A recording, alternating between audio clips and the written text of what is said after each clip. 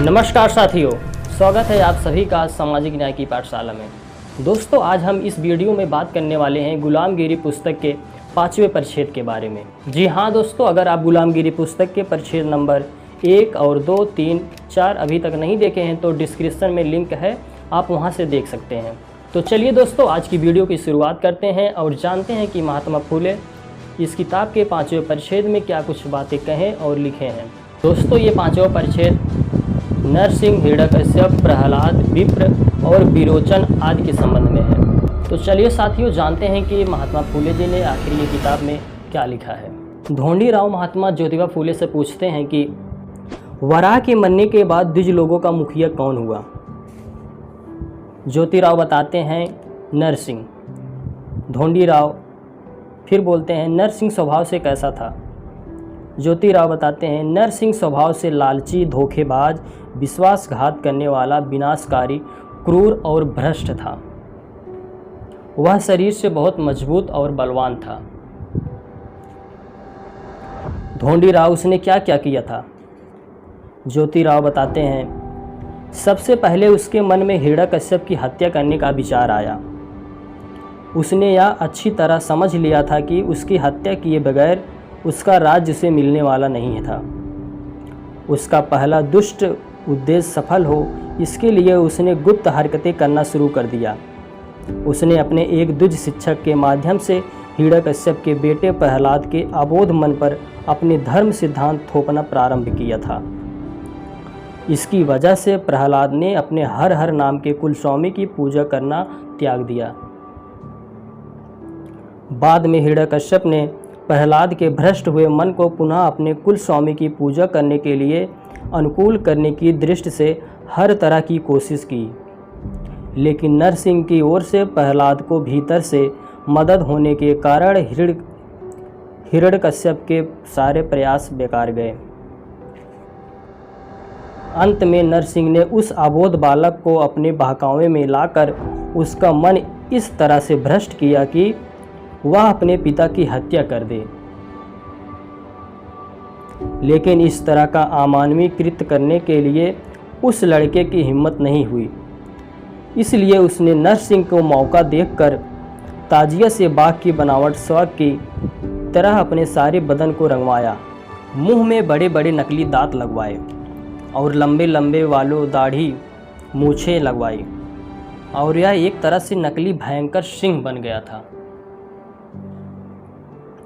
यह सारा स्वाग छुपाने के लिए नरसिंह ने जरी से बनी हुई ऊंचे किस्म की साड़ी पाताल पहनकर और सती की तरह अपने मुंह पर लंबा चौड़ा घूंघट डालकर बड़े ही नखरेल ढंग से झूमते लहराते हुए बच्चे की मदद से एक दिन उसके पिता द्वारा बनाए गए विशाल मंदिर में, जहां खंभों का ताला लगा हुआ था, वहां जाकर चुपके से खड़ा हो गया।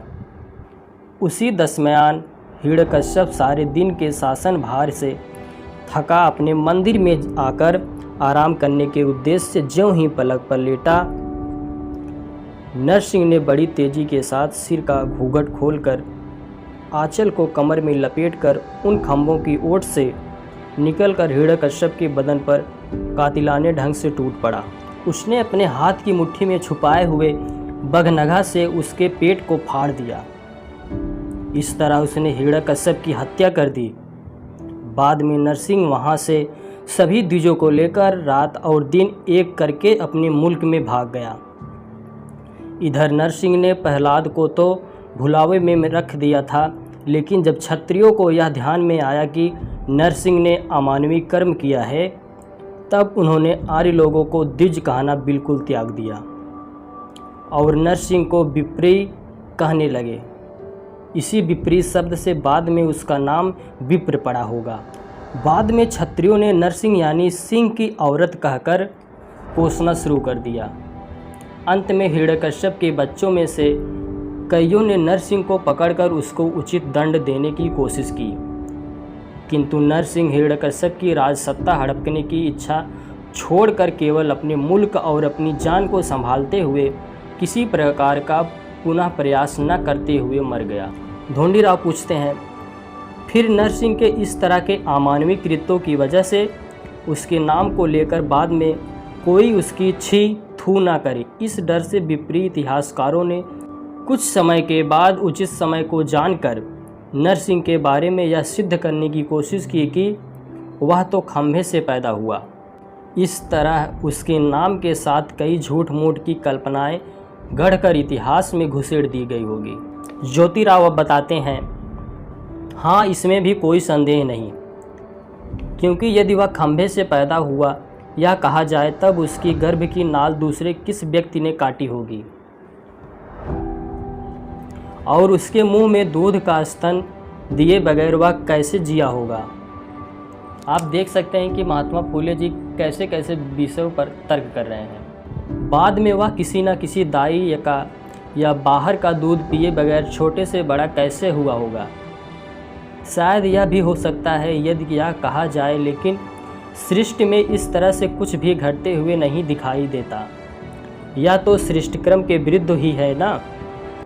इन लापरवाह विप्र ग्रंथकारों ने नरसिंह को एकदम लकड़ियों के खंभों से पैदा करवाते ही बगैर किसी की सहायता के अपने आप ही इतनी शक्तिशाली दाढ़ी मूछ वाला अक्ल का दुश्मन बना दिया कि उसने तुरंत ही हिरण्यकश्यप की हत्या कर डाली। हाय, जो पिता अपनी समझ के अनुसार पितृधर्म की भावना को अपने मन में जगाकर केवल शुद्ध ममता से अपने स्वयं के पुत्र का मन सच्चे धर्म में लगाने का प्रयास कर रहा था, उस पिता को आदि नारायण के अवतार द्वारा मार दिया जाना क्या सही में उचित था? इस तरह का अमानवीय कुकर्म अज्ञानी मनुष्य का अवतार भी शायद ही करेगा। आदि नारायण का अवतार होने की वजह से उसे चाहिए था कि वह हिरण्यकश्यप को दर्शन देकर यह विश्वास दिलाता कि वह आदि नारायण का अवतार है और वह पिता पुत्र में सुलह करवाने की आया है। लेकिन ऐसा न कर उसने हिरण्यकश्यप को उपदेश देकर उसको समझा नहीं पाया, तो फिर वह उस सब की बुद्धि का दाता कैसे इससे सिद्ध होता है कि नरसिंह में किसी सामान्य स्त्री से भी कम अक्ल थी।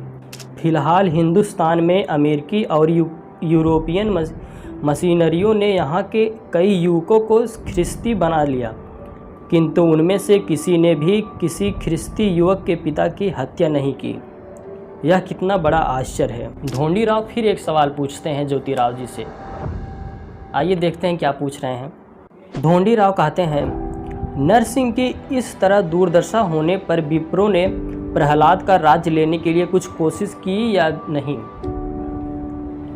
ज्योतिराव बताते हैं, विप्रों ने प्रहलाद का राज्य हड़पने के लिए कई तरह के लुके छिपे प्रयास किए, किंतु उन लोगों को इसमें कोई कामयाबी नहीं मिली। चूँकि बाद में प्रहलाद की आंखें खुल गई और उसको विप्रों की कुटिलता स्पष्ट रूप से दिखाई देने लगी, तब से प्रहलाद ने विप्रों पर किसी भी तरह का भरोसा करना छोड़ दिया और सभी लोगों से केवल ऊपरी दिखावे स्नेह रखकर अपने राज्य की उचित व्यवस्था योग्य प्रतिबंध करके मर गया। उसके मरने के बाद उसी के बेटे विरोचन ने अपने राज्य को संभालते हुए उस राज्य को बलशाली बनाते हुए अंतिम सांस ली। विरोचन का बेटा बलि बहुत ही योद्धा निकला। उसने सबसे पहले अपने ही पड़ोस में रहने वाले छोटे बड़े क्षेत्रपतियों को धृष्ट दंगाखोरों की जायदादियों से मुक्त किया और उन पर अपना अधिकार कायम किया। बाद में उसने अपने राज्य को बढ़ाने की दिनों दिन कोशिश की। उस समय विप्रों का मुखिया बटु वामन था। उसको यह सब बर्दाश्त नहीं हो रहा था, इसलिए उसने बलि राज्य का लड़ झगड़ कर लेने का उद्देश्य से ही गुप्त रूप से बहुत फौज तैयार की और अचानक बलि के राज्य की सीमा पर आ पहुंचा। वामन बहुत ही लोभी, साहसी और अड़ियल दिमाग वाला था। साथियों, अगर आप सभी को गुलामगिरी पुस्तक की ये जानकारी अच्छी लगी हो तो वीडियो को लाइक करके कमेंट करें और अपने दोस्तों के साथ शेयर करें और कमेंट में बताएं कि ये वीडियो, ये ऑडियो बुक आप सभी को कैसा लगा। चलिए, बहुत बहुत धन्यवाद।